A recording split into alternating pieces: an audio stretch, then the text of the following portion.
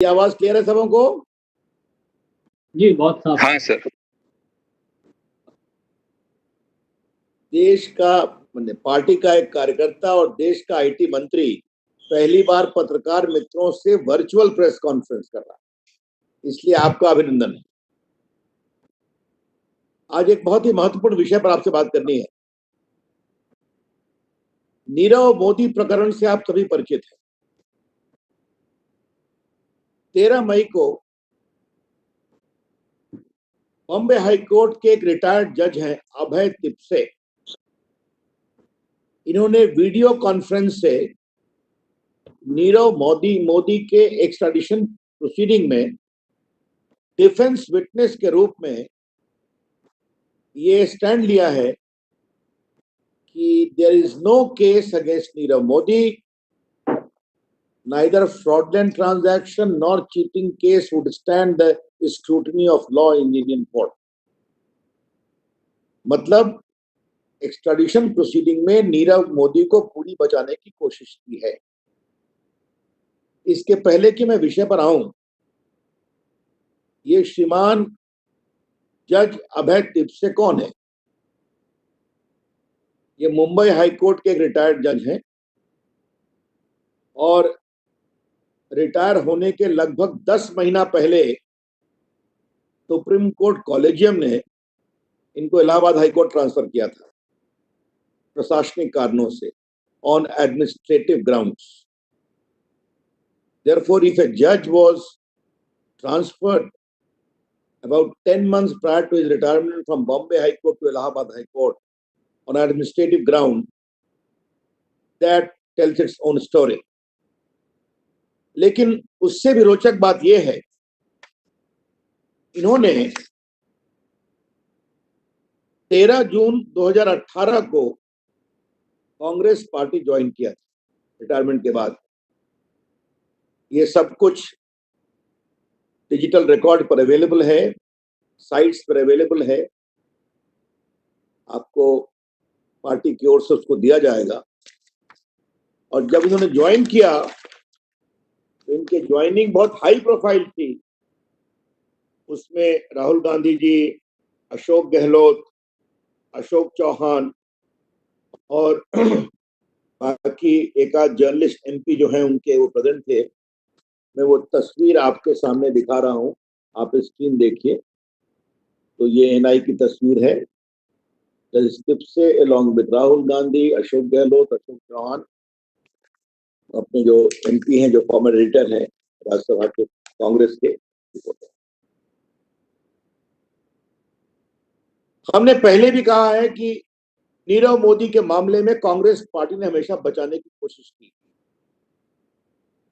आपको याद होगा ये पूरा इनका जो उनको मिलता था, आप भी जानते हैं ये पूरी चीज क्या थी कि उनको लेटर ऑफ अंडरटेकिंग फेक मिलती थी, उसके आधार पर गारंटी मिलती थी और उसके आधार पर वो कंट्री में एक्सपोर्ट करते थे फॉरेन बैंकों से। और ये सब मामला लगभग अच्छे हजारों करोड़ों का है, जो अंडरटेकिंग 10,000 करोड़ की वर्थ की थी। हमने ये भी कहा था कि इस अधिकांश ये सब कुछ यूपीए 1 यूपीए 2 में हुआ था। और पूर्व में पार्टी की ओर से ये भी बताया गया था कि श्रीमान राहुल गांधी जी ने 13 सितंबर 2013 को नीरव मोदी के एक कार्यक्रम में शिरकत की थी, जिसका कोई डिनायल नहीं हुआ था। और आप लोगों को ये भी मालूम होगा, कई बार पार्टी में मैंने स्वयं प्रेस किया था और हमारे बाकी प्रवक्ताओं ने किया था, जो 80-20 की गोल्ड स्कीम है, इसमें नीरव मोदी के मामा मेहुल चोकसी को, उनकी कंपनी को काफी एक प्रकार से फायदा कराया गया जब यूपीए सरकार में वित्त मंत्री चिदम्बरम थी।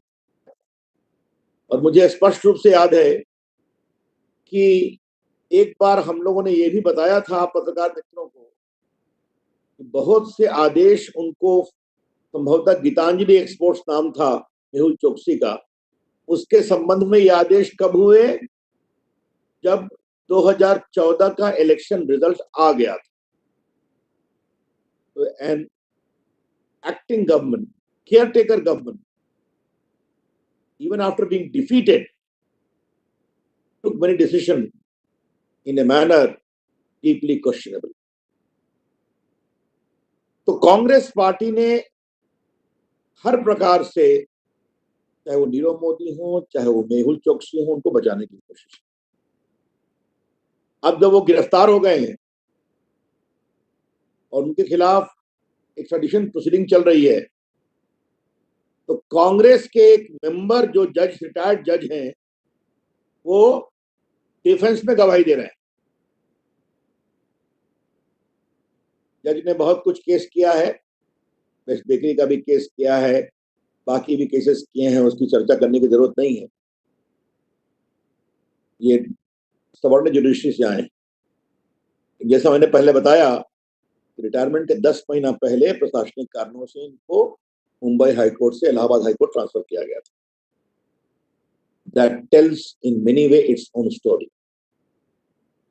तो अब तो इतना सस्पिशियस सर्कमस्टेंसेस है, there is so much of suspicious circumstances surrounding the entire Saurabh,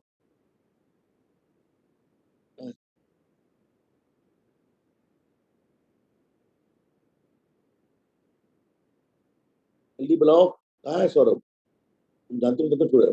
hello, आपकी आवाज आ रही है? सर, आपकी आवाज आवाज आ रही है सर, बोलिए। आवाज आ रही है? जी जी बोलिए। क्षमा करेंगे थोड़ा, वेरी सॉरी, वेरी सॉरी। मैं ये बता रहा था, इतने संदेह से भरी हुई परिस्थितियां हैं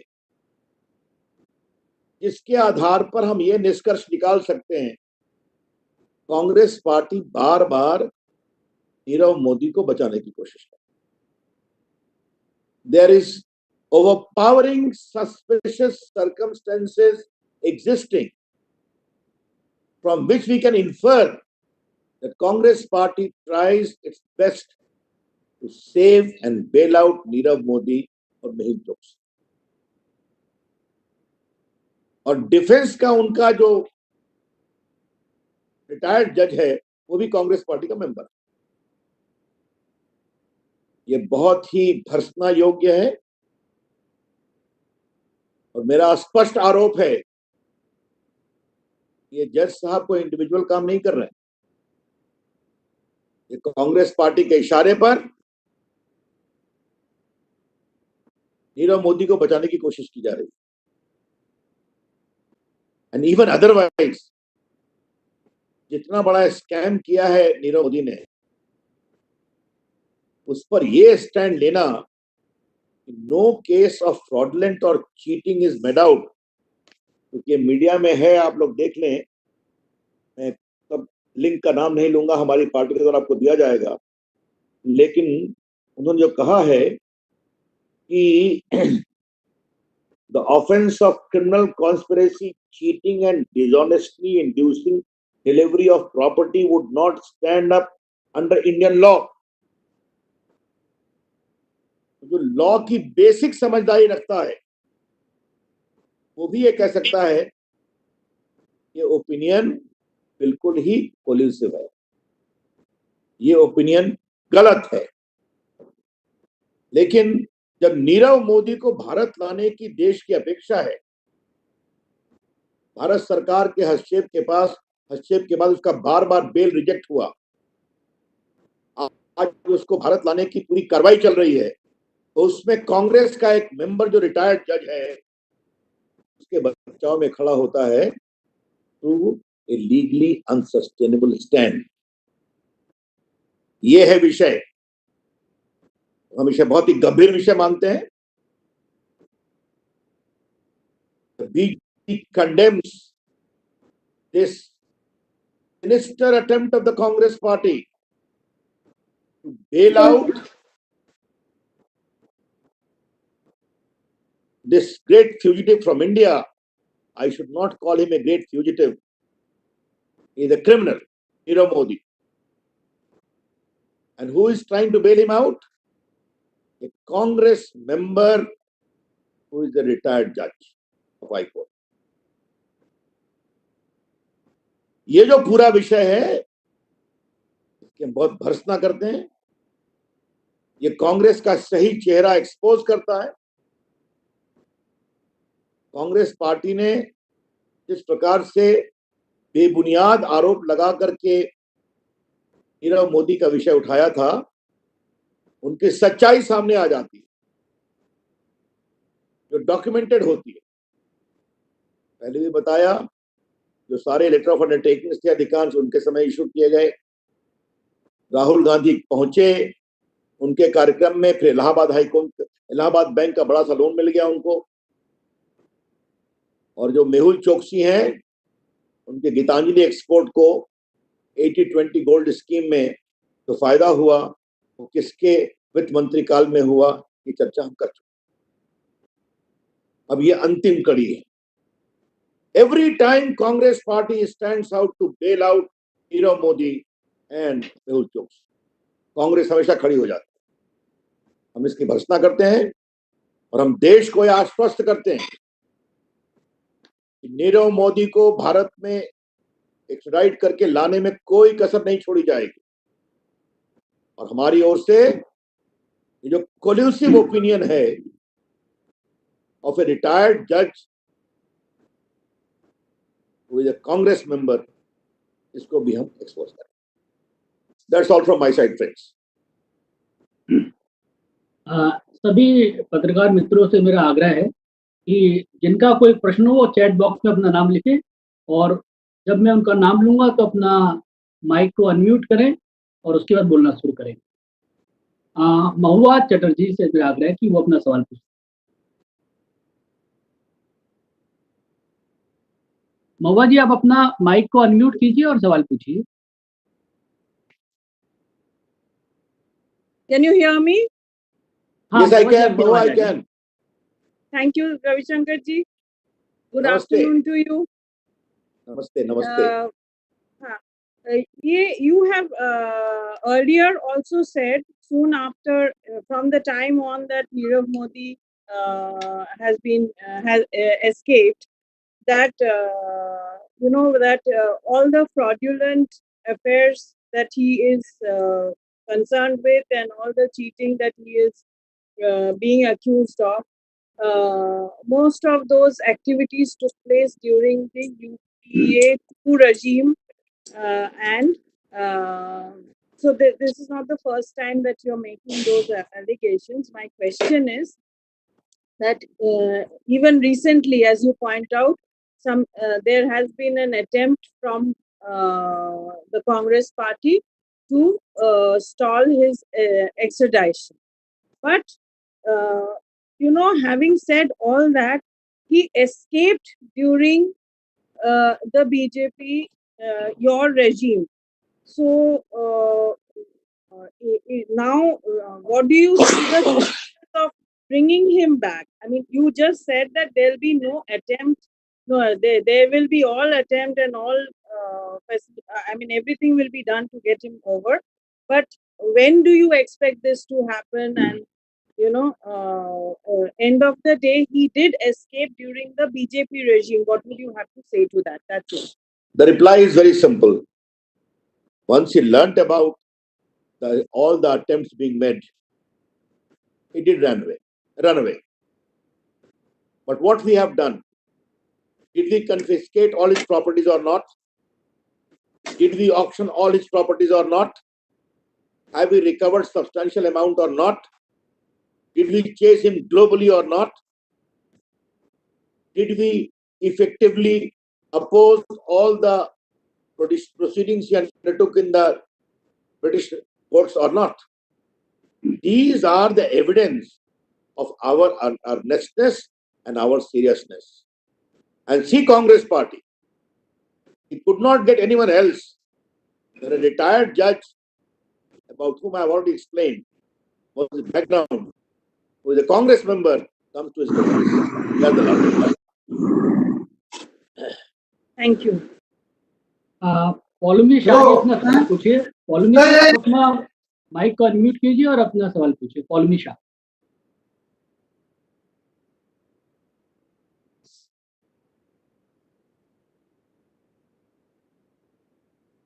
पौलमी जी, आपको मेरी आवाज आ रही है?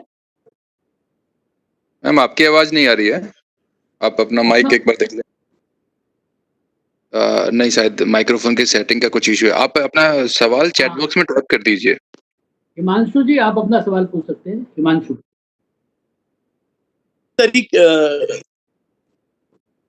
के केसेस के अंदर कई बार बीजेपी की तरफ से भी कई वरिष्ठ मंत्री पेश हुए हैं जब कोई करप्शन का केस हो या कोई इस तरीके के केसेस के अंदर, जैसे अरुण जेटली जी डाउस केमिकल के लिए अपीयर हुए थे। देखिए, भोपाल गैस पहली बात हिमांशु जी, पहले आप एक वरिष्ठ जर्नलिस्ट हैं। अब अरुण जेटली जी नहीं है दुनिया, फिर भी आपने उनका रेफरेंस दिया, यह बहुत दुर्भाग्यपूर्ण।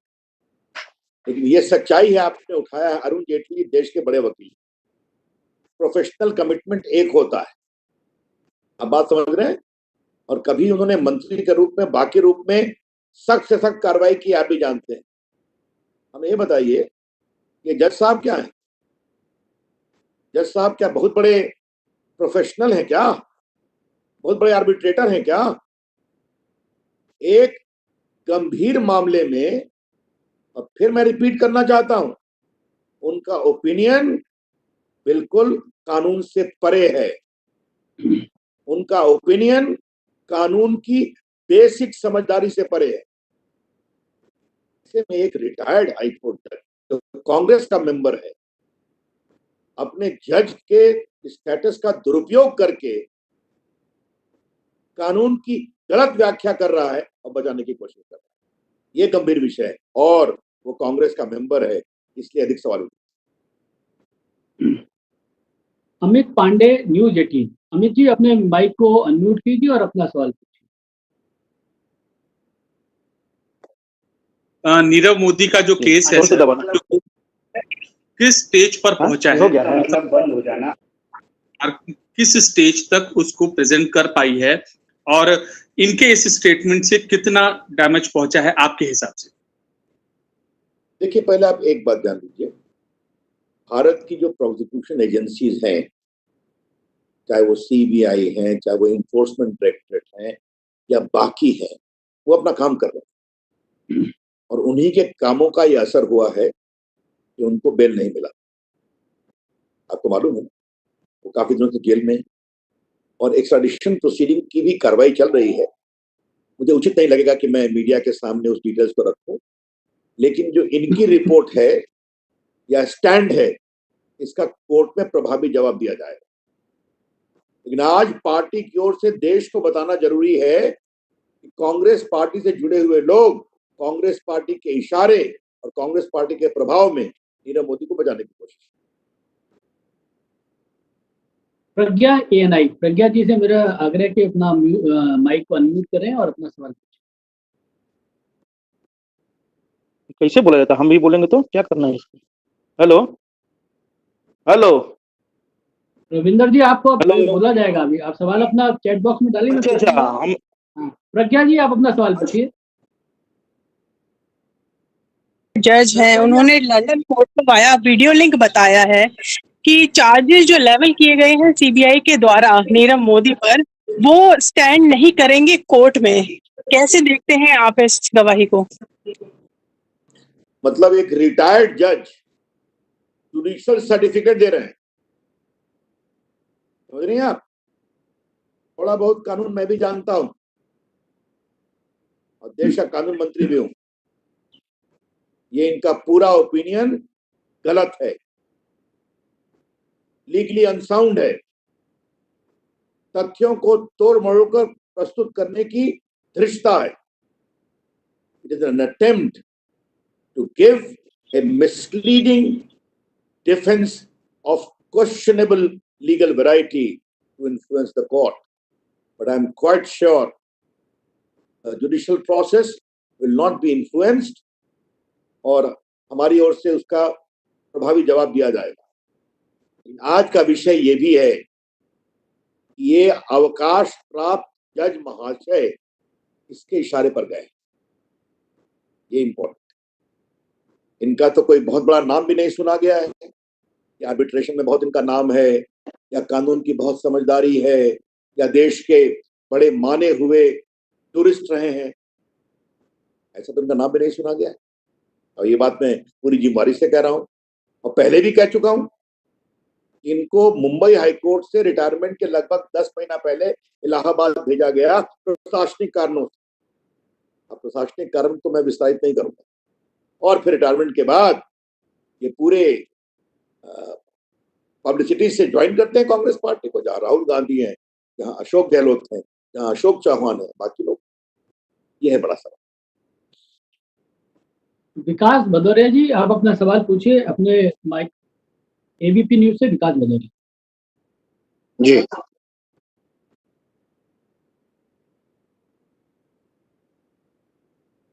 नमस्कार रवि जी, मैं विकास भदौरिया बोल रहा हूँ। मेरा सवाल ये है कि कोई भी जज जी नमस्ते, रिटायर होने के बाद प्रैक्टिस कोर्ट में एक सर्टेन टाइम पीरियड के बाद कर सकता है। तो ऐसी सूरत में अगर वो प्रैक्टिस कर सकते हैं और किसी भी आरोपी के लिए वो कोर्ट में मुकदमा लड़ सकते हैं, वो किसी भी पार्टी के सदस्य रहते हुए ऐसा कर सकते हैं, तो इसमें आपकी आपत्ति क्या है?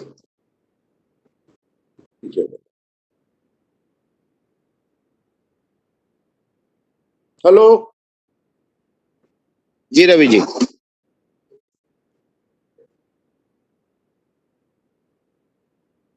देखिए, पहली बात मैंने पहले ही स्पष्ट किया, रिटायरमेंट करने के बाद वो वकालत कर सकते हैं, वो सुप्रीम कोर्ट, और रिटायरमेंट के बाद आप बॉम्बे हाई कोर्ट में वकालत नहीं कर सकते, आप इलाहाबाद हाई कोर्ट में वकालत नहीं कर सकते, आप किसी और हाई कोर्ट में कर सकते हैं या सुप्रीम कोर्ट में कर सकते हैं। जहां तक मेरी जानकारी है वो ऐसा नहीं कर रहे। वो कोई देश के बहुत बड़े जबरदस्त विधिवेता है, ऐसा भी नहीं है। उनका आर्बिट्रेशन में बहुत नाम है, ऐसा भी नहीं है। कांग्रेस के मेंबर बन गए और अब उनके डिफेंस में खड़ा हो गया। ये है सवाल।